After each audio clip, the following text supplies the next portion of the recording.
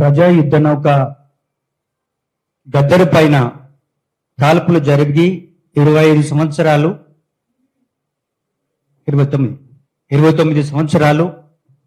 అదేవిధంగా ఈ తెలంగాణ రాష్ట్రం రావడంలో గద్దరు సాహిత్యము గ్రామ పునాదుల వరకు ఎలా వెళ్ళింది, అటువంటి వ్యక్తినే ఈ తెలంగాణ జాతి పితాగా మనము మన సమాజానికి తెలియజెప్పాలని గద్దర్ గలం ఆధ్వర్యంలో రౌండ్ టేబుల్ సమావేశానికి అధ్యక్షత వహిస్తున్నటువంటి ఆయిలర్ సార్, నాకు ఉస్మాన్ యూనివర్సిటీలో నేను 2004లో ఉస్మానియాకి వచ్చాను. ఆ రోజుల్లో నేను కంచాయిలయ్య సార్ అంటే ఎలా ఉంటాడు అని చెప్పేసి అని మేము వెతుకుతుండే వాళ్ళం. ఒకరోజు క్లాస్కి పోయి బయటకు వస్తుంటే ప్యారగన్ చెప్పులు ఒక సంచితో బయటకు వస్తూ కుమార్ అన్న చెప్పిండు, గీరనే ఆయిలయ్య సార్ అన్నని. అరే ఇంత సింపుల్గా ఉన్నాడు ఏందన్నా, ఇంత సింపుల్గా ఉన్నాడు కానీ పుస్తకాలు చాలా పెద్ద ఎత్తున రాశాడని చెప్పేసి అని మేము అట్లా పరిచయం అయ్యాము. నేను వచ్చిన సంవత్సరమే నూతన విద్యార్థుల సమావేశానికి నేను విద్యార్థి నాయకుడిగా అధ్యక్షుడిని గద్దర్ అన్న ఉన్ను కంచాయిలయ్య సారు ఆ మీటింగ్కి వాళ్ళు ముఖ్య అతిథులుగా వచ్చారు. అప్పటి నుంచి ఉస్మానియా యూనివర్సిటీలో ఈరోజు జ్యోతిరావు పూలే, సాహు మహారాజ్, పెరియార్, సావిత్రిబాయి పూలే, ఇటువంటి కాన్సీరామ్ మహానీయులందరినీ కూడా బయటకు తీసుకురావడంలో ఉస్మానియా యూనివర్సిటీ, అందులో మా ప్రొఫెసర్ గా కంచాయిలయ్య సార్ పాత్ర చాలా కీలకంగా ఉంటది. చాలా మందికి ఆయన పెట్టే డిబేట్స్, డిస్కషన్స్ కొంతమందికి అర్థం కావాలంటే ఒక 4-5 సార్లు ఆయన వీడియోస్ వింటే ఆయన మాట్లాడితే అర్థమవుతుంది. అంటే భవిష్యత్తుని ఊహించి సమయాన్ని సందర్భాన్ని బట్టి రేపు ఎలా జరగబోతుందో సుదీర్ఘమైనటువంటి అనుభవం ఉన్నటువంటి ఆయిలయ్య సార్ లాంటి వాళ్ళు ముఖ్యంగా ఈ మన గద్దర్ గలం డిస్కషన్ ని 100% మేమందరం కూడా మద్దతు తెలపడమే కాదు, చాలా మనం అందరం కూడా తెలంగాణలో ఇక్కడ చాలా మంది గాయకులు వచ్చారు, చాలా మంది మేధావులు వచ్చారు, వాళ్ళందరి పైన గద్దర్ అన్న ప్రభావం ఉంది.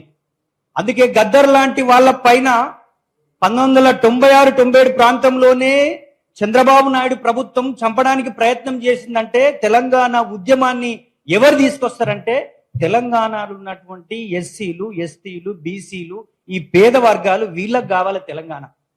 మేము ఎస్ఎస్టీ విద్యార్థి సంఘం అప్పుడు నడిపేటప్పుడు కూడా మేము తెలంగాణ ఉద్యమంలోకి భౌగోళిక తెలంగాణ రావాలని కోరుకోలే. తెలంగాణ అనేది బహుజనులు, ఎస్సీ, ఎస్టీ, బీసీ, మైనార్టీ వర్గాలకు విద్య, ఉద్యోగ, ఉపాధి, ఆర్థిక, రాజకీయ రంగంలో మా వాట రావాలని అప్పుడు ఉద్యమించడం, అప్పుడు మాట్లాడినటువంటి విద్యార్థి నాయకులం. మా యొక్క ఎఫెక్ట్ మా పైన ఈ కంచాయిలయ్య సార్, గద్దరన్న పాలకు ప్రభావం ఉందనే విషయాన్ని మేము గుర్తు చేస్తా ఉన్నాం. గద్దరన్న ఉస్మానియాకు ఏ మీటింగ్కి వచ్చినా భాస్కర్ ఉస్మాన్ యూనివర్సిటీలో ఏంటి అనాలిసిస్ అని చెప్పి అడుగుతుండేటువంటి వాడు. మీటింగ్ అయిపోయిన తర్వాత ఇంటికి వెళ్ళిన తర్వాత ఆయిలయ్య సార్ ఏమనేవాడంటే, భాస్కర్ మనోళ్ళు ఏదో అప్పుడు సమస్య వచ్చినప్పుడు ఇమీడియట్ గా ఉరికిపోయి కొట్లాడడం, రాళ్ళేయడం ఇట్లాంటిది కాదు, రాయగలిగే వాళ్ళను, మాట్లాడగలిగే వాళ్ళను, భవిష్యత్తులో ఈ తెలంగాణ రాజకీయ ముఖ చిత్రాన్ని మార్చగలిగే నాయకత్వం రావాలని మమ్మల్ని ట్రైన్ చేసినటువంటి వాళ్ళు వీళ్ళు.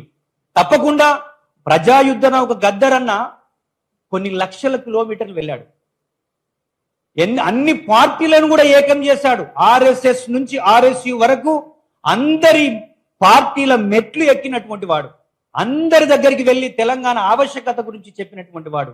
రాజకీయ పార్టీలకి 69 ఉద్యమాన్ని మర్రి చెన్నారెడ్డి తన లాభాపేక్ష గురించి మళ్ళీ ముఖ్యమంత్రి అయి మోసం చేసిన చరిత్ర ఒకటవుతే, ఆ తర్వాత వచ్చిన నాయకత్వం అంతా కూడా రాజకీయ ఆధిపత్యం కొరకు వచ్చి వాళ్ళు చలామణి అవుతున్నటువంటి తీరును మనమంతా చరిత్రలో చూసాం.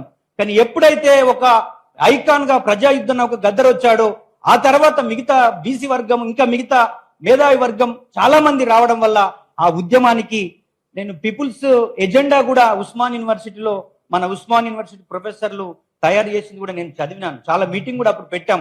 వచ్చే తెలంగాణ ఎట్లా ఉండాలి, ఆ తెలంగాణలో ఏ వర్గాలకు న్యాయం జరగాలి అనేటువంటి ఒక ఎజెండాను తెలంగాణ రాకముందే తయారు చేసినటువంటి మేధావి వర్గం మన దగ్గర ఉన్నారనే విషయాన్ని మనం గుర్తుపెట్టుకోవాలి.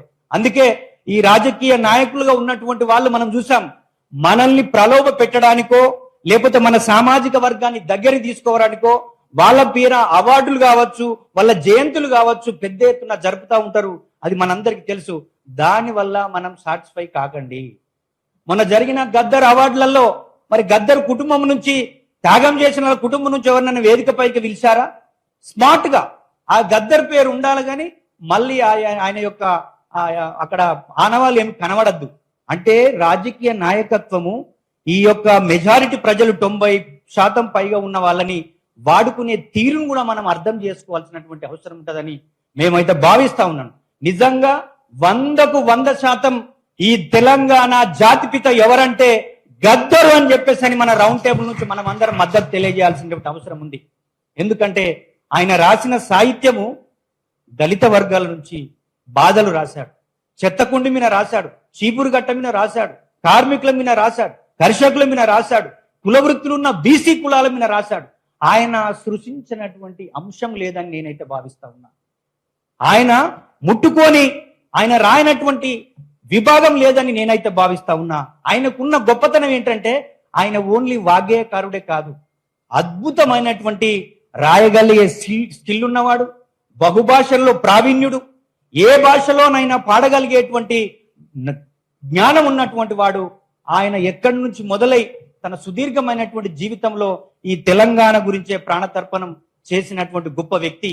ఎందుకంటే 6 బుల్లెట్ గుళ్ళు మనం ఒక ఉద్యమంలోకి వెళ్ళి ఒక్కరోజు లాఠీ దెబ్బలు తింటేనే నేను బోన్రా నాయన వాడు పుల్లు కొట్టిండి అని చెప్పేసి ఇంట్లో ఉండే విధంగా ఉన్న వాళ్ళు ఈరోజు 6 బుల్లెట్ గుళ్ళు తీసుకున్న ఈ తెలంగాణ సమాజం కోసం, ఈ తెలంగాణ రాష్ట్రం కోసం, ఆ తెలంగాణ రాష్ట్రంలో అన్ని వర్గాలకు న్యాయం జరగాలని పోరాడినటువంటి, త్యాగం చేసినటువంటి వ్యక్తి. నిజంగా ఆయన పైన పెద్దలు ఆయలా సార్ ఒక డిబేట్ పెడుతున్నారంటే అది నిజంగా భవిష్యత్ తరాలకి కూడా ఒక ఆదర్శవంతంగా ఉండాలి. ఈ తెలంగాణ రాజకీయ ముఖ చిత్రాలు కూడా మారాలి.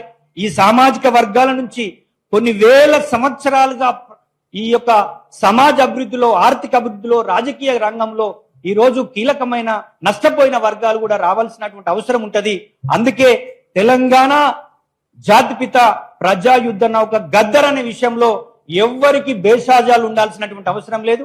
తప్పకుండా తెలంగాణ 10 జిల్లాల్లో ఉన్నటువంటి విద్యార్థులను కానీ, యూనివర్సిటీలో ఉన్నటువంటి విద్యార్థుల, అధ్యాపకులను, ఉద్యోగస్తులను, ఇక్కడ ఉన్నటువంటి మన అన్ని కులాల, అన్ని వర్గాల ప్రజా సంఘాలను, గద్దరన్నతోటి పనిచేసినటువంటి కళాకారులే కావచ్చు, గాయకులు, రచయితలు, మేధావులు అందరిని కూడా ఈ ఉద్యమంలో భాగస్వామ్యం చేసేటువంటి ఒక మహోద్యమానికి కూడా పునాది ఈ రోజు ఈ సోమాజిగూడ ప్రెస్ క్లబ్ లో మేధావులు ఇచ్చేటువంటి సలహాలతో, సూచనతో ముందుకోదాం. తప్పకుండా సార్ మీరు మా నుంచి ఎక్స్పెక్ట్ చేసిన మా కమ్యూనిటీ నుంచి, మాల విద్యార్థుల నుంచి కానీ, ఉద్యోగస్తుల నుంచి కానీ, మా మాల ప్రజల నుంచి తప్పకుండా ఒక ప్రజాయుద్ధ నౌక గద్దర్ని తెలంగాణ జాతిపితగా 100కు 100% ఆమోదపు చేసే ప్రతి ఉద్యమంలో మేము ఉంటామని చెప్పేసి అని విజ్ఞప్తి చేస్తూ ఈ అవకాశం ఇచ్చిన మీ అందరికి కూడా ప్రత్యేకమైనటువంటి జై భీమ్. జోహార్ ప్రజాయుద్ధ నౌక గద్దరన్న, జోహార్ ప్రజాయుద్ధ నౌక గద్దరన్న, జోహార్ తెలంగాణ జాతిపిత గద్దరన్న. Thank you.